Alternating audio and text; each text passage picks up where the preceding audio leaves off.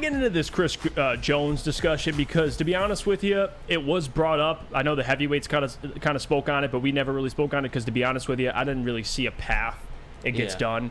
If I'm being real with you, because a couple of reasons. I think Kansas City will cut off their own arm to re-sign Chris Jones. I think they want Chris Jones. Without Chris Jones, they're not a contender, or they're semi-contender. Like, you need a guy, again, who had 15.5 sacks last year, 4th in the NFL.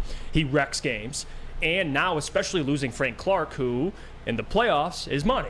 Yes. They need Chris Jones. I don't think there's any route they think of besides re-signing Chris Jones because – unlike Tyreek Hill, even though Tyreek Hill is again, one of the, you could call him a top 3 wide receiver in the NFL, I think you feel a little more comfortable replacing Tyreek Hill because you got Mahomes still. If you get rid of Chris Jones, Mahomes can't help that. Chris Jones is your defense. Very young secondary. I don't think they're banking on, the young players they have. Karlaftis, they drafted last year, but he ain't Chris Jones. They want to re-sign Chris Jones. But again, Chris Jones, Kansas City, they remain far apart on a contract extension, and apparently it's really far apart, so kind of makes me wonder what Chris Jones is asking for. But I do think he deserves to get a bag.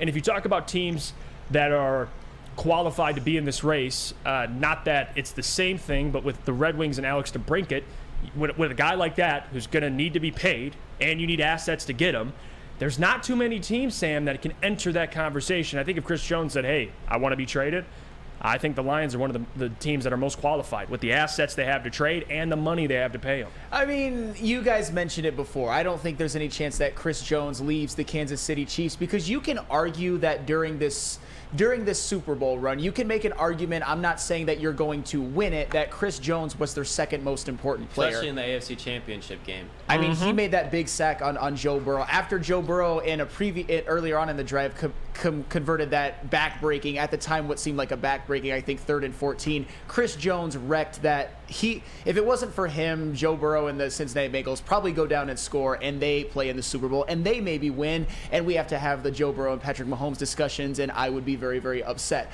But that's beside the point. Chris Jones is one of the most valuable players in the NFL. He's a guy that the second he walks out, he is going to get a gold jacket. I don't know if it's realistic for him to come to Detroit, for Detroit to be able to create a package for him. But I'll tell you what, though. What if somehow they could work something out? I know Easy was kind of mentioning it yesterday on the heavyweights. Bringing Chris Jones to this defense. That would be like we'd have to give up a lot. The Lions would. Well, that's an all-in move, though.